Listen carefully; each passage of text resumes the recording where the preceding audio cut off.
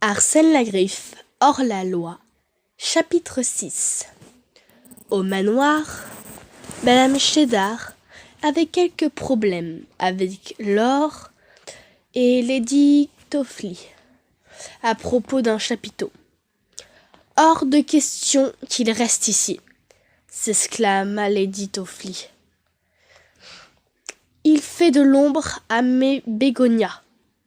Or, ils n'ont pas besoin de soleil. N'ai-je pas raison, Roberts ?»« Absolument, Éléonore, » répondit Lord Toffly. « De plus, ils gâtent la vue depuis la bibliothèque. »« C'est inacceptable, » s'écria Lady Toffly. « Certaines personnes n'ont aucun sens de rien, » renchérit son époux. « Enlevez-le tout de suite. » « Mais, Madame Toffly, » protesta Madame Cheddar. Le chapiteau était gigantesque. Depuis le matin, les ouvriers l'avaient déjà monté et démonté 3 fois.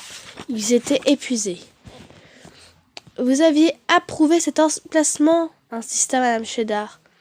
« Sûrement pas, » répliqua Madame Toffly. « J'ai dit pelouse ouest. Il semble que certaines personnes ne savent pas lire une boussole. » Madame Cheddar se mordit les lèvres. Elle essayait de penser à de jolies créatures, comme des lapins, ou des écureuils, ou des oiseaux, pour éviter une envie pressante. Boxer un Toffly. « Lady Toffly, reprit-elle, nous l'avions montée sur la pelouse ouest. Quand vous avez voulu qu'on la déplace sur la pelouse nord, de la pelouse nord, vous avez souhaité qu'on le déplace sur la pelouse sud, de la pelouse sud, vous avez préféré qu'on la déplace sur la pelouse est. Et...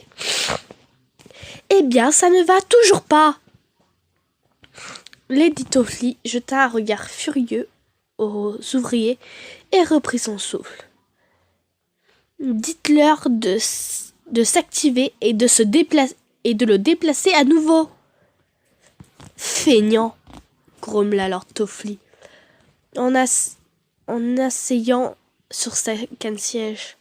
Le pied de Madame Cheddar la démangea. Un petit coup bien placé dans le dos, derrière couvert de tweed, le renvoyait droit dans les précieux bégonias. Mais alors on la renverrait et jamais elle ne décrocherait un travail de ses rêves dans l'émission Deviens riche, des lapins, des écureuils, des petits oiseaux. Pensa Madame Cheddar. Elle soupira et demanda finalement: « Où voulez-vous que nous plaçons le chapiteau ?» Madame Lady réfléchit. « Que diriez-vous de la pelouse ouest ?» Brillante idée, Éléonore. Madame Cheddar ajouta des chatons à sa liste d'images agréables, désignant du doigt un endroit éloigné des bégonias. « Faisons le test là-bas, » dit-elle aux ouvriers. Madame Lady gloussa. « Bon, je monte dans ma chambre. Essayez mon diadème. Il vaut des millions, vous savez. »« Des milliards, ma chère, » la reprit Lord Toffly. « Tout à fait, Roberts, des milliards. Je doute que Richard Riche ait déjà vu quelque chose de comparable. » Bandit et balafre ne perdaient pas une miette du spectacle, perché sur un arbre voisin. « La pauvre, je la plains, dit Bandit. « Laquelle ?» demanda Balafre, un peu myope. « Pas la moche avec les dents jaunes et les gros genoux, » répondit Bandit avec une image.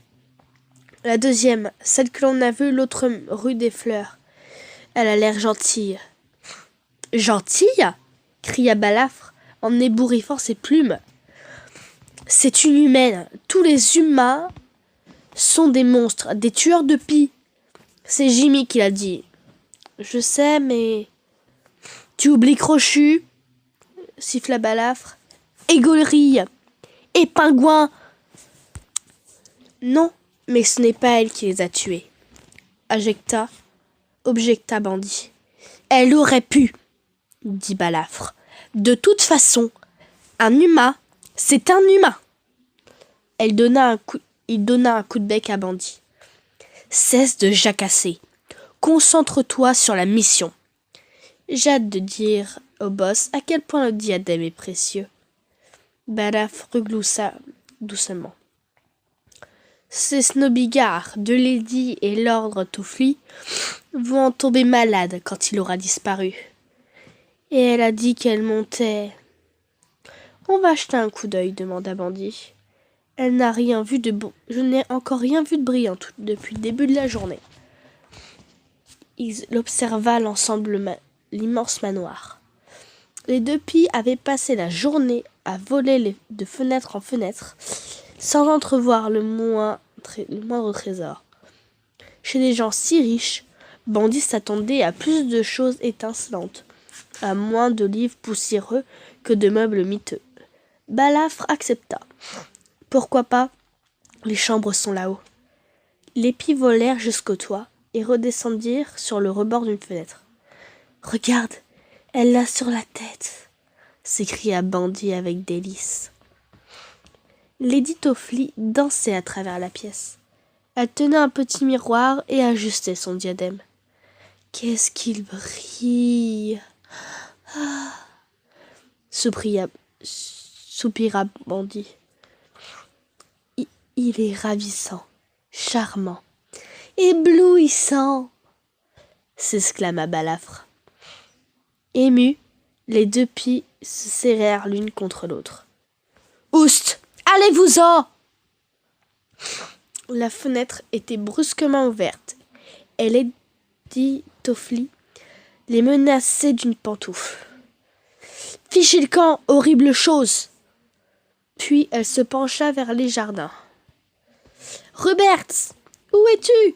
Vite, prends ton fusil, il y a des pies. Les oiseaux tombèrent du rebord. Un fusil? Un fusil? Jacassa Balafre en battant des ailes. Au secours! Cria Bandit. Je ne peux pas perdre une plume de plus. Cachons-nous. Les pies atterrirent sur le gravier et se précipitèrent dans une haie. Lady Toffli appelait toujours à la fenêtre. Hubert, où es-tu? Je ne te vois pas. Dépêche-toi! J'arrive, Éléonore. La voix de Lord Toffli venait de derrière la haie. Qu'est-ce que tu fais en bas? Cria Lady Toffli. Je nettoie la Rolls-Royce, répondit Lord Toffli. Il y a des plumes plein le pare-choc. Bandit et Balafre en restèrent le bec grand ouvert. Il a bien dit Roll, chota Bandit. Balafre hocha la tête. Et plumes? Balafre hocha à nouveau la tête. Tu crois que... Chut. Le gravier crépitait sous le pas lourd de Lord Toffli. Puis, les pies entendirent la porte du manoir claquer. Balafre sortit la tête du feuillage. Rien en vue. Suis-moi. Ils sautillèrent jusqu'à la Rolls-Royce. Bandit s'approcha du puissant véhicule avec un respect mêlé de crainte. Balafre érafla soigneusement la peinture du bout du bec, tout le long de la carrosserie, et la contournèrent. Un petit tas de plumes noires et blanches reposait sur le gravier du pare-choc. Crochu, murmura Bandit. Ne recommence pas à pleurnicher, dit Balafre. Que ça te serve plutôt de leçon. Pense-y, la prochaine fois que tu auras envie de dire qu'il y a des humains gentils. Il jeta un regard à l'amas de plumes que dispersait déjà au vent. Dépêche-toi, Bandit, dit-il en décollant. Allons tout raconter à Jimmy. La suite au chapitre 7.